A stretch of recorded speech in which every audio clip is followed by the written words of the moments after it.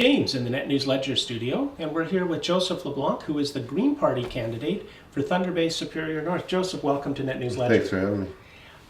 Tell us a little bit about yourself. The Green Party is known, but perhaps the candidates aren't as well known as some of the other candidates. Who's Joseph LeBlanc? Sure. So I've been around for a little bit while. I've been living here in Thunder Bay for 12 years. I came for school.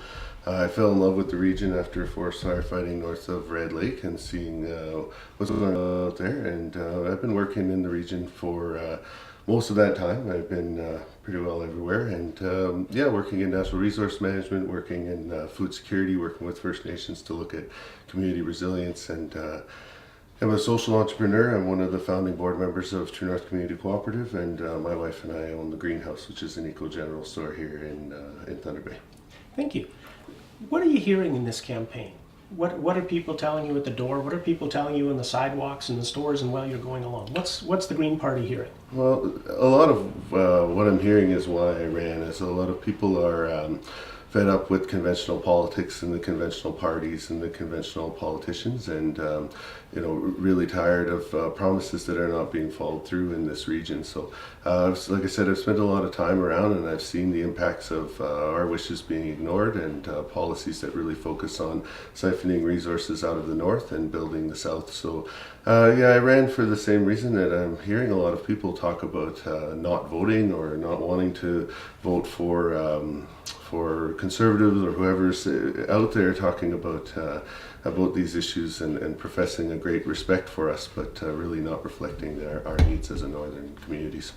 Yeah, we had an article on NetNewsLedger the other day about someone saying, just don't vote.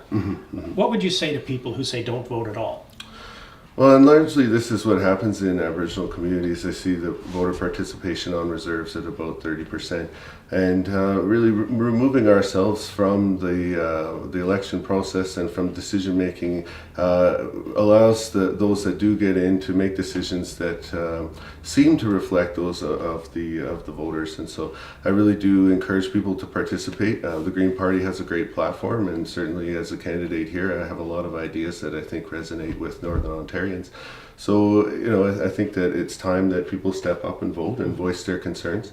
There's not a lot of choice to choose from, but certainly it's time to assert ourselves.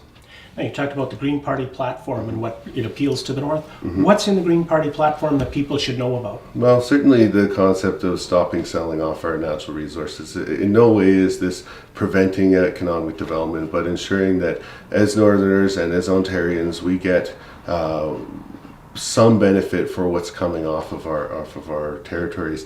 The example I give is the recent forgiveness of the loans and grants and stumpage to a local forestry company. That type of practice is common. It's something that is happening, and I understand that there's the downturn, but really it has to do with the rules that are set in the game that can be played.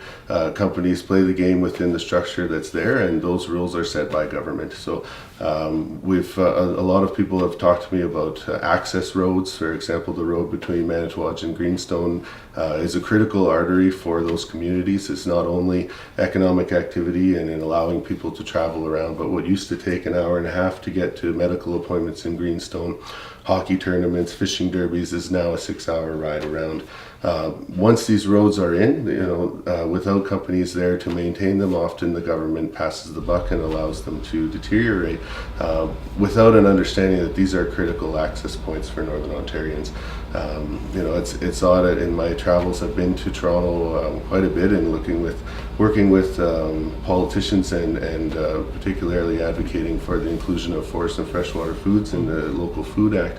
But to see how that process takes place, right, where we have it go to committee, but however the committee list goes out and it's first come first serve, and Northerners are often left aside from that, and at a great cost to go down and share our opinions. I'll use the Local Food Act as an example, or forced tenure reform, which happened a couple of years ago. For some reason they think it's enough to have one meeting in Thunder Bay, take our input on paper, and go away and make decisions without us. And so as a candidate here, I've been advocating for the devolution of decision making to Northern Ontario. I really feel strongly that we can make decisions here locally that impact our short and long-term future, and Yeah, we can look at the decision that's going to be made on either a rail or road into the Ring of Fire. And I know KWG came out with the perspective that very much the Green Party has been supporting for a while now, which is that Ontario Northland Rail run a rail line up into that region, run it as a social enterprise to ensure that that service of transportation is provided. Again, the realities of the dirt roads, of the bush roads, that's a lot of traffic on there. A lot of big trucks pulling ore out.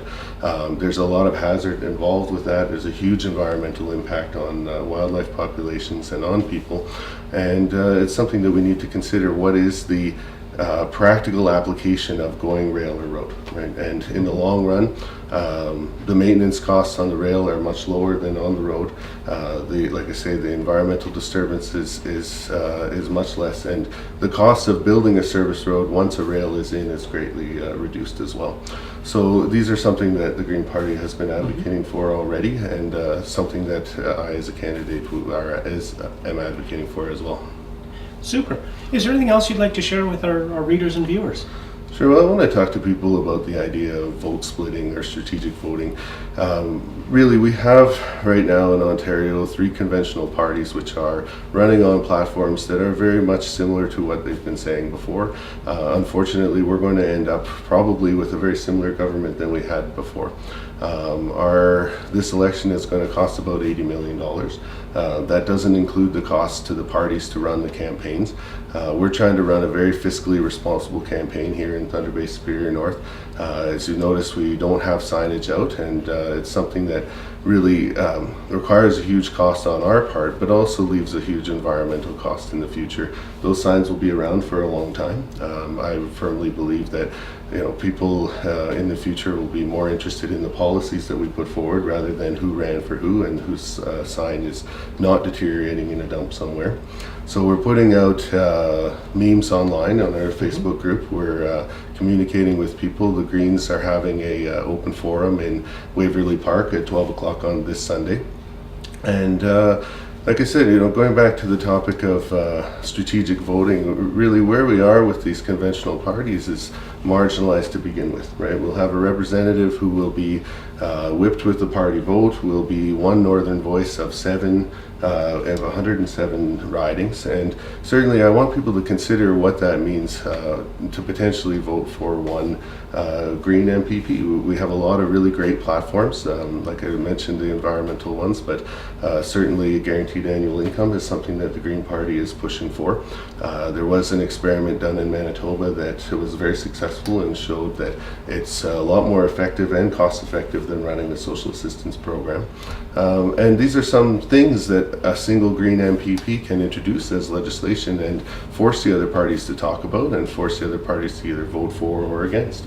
And so I really do think Northerners can look to electing a strong voice rather than voting strategically and picking a party that again, like I say, will have that marginalized voice within a larger party. So I'd like people to consider voting Green on June 12th and come to check out our platform and ensure that they're fully aware of what's available to them. Okay, Joseph, thank you very much for coming in and thanks for having sharing me. on what's going on. Good luck on the 12th. Thank you very much. Take care. Bye-bye.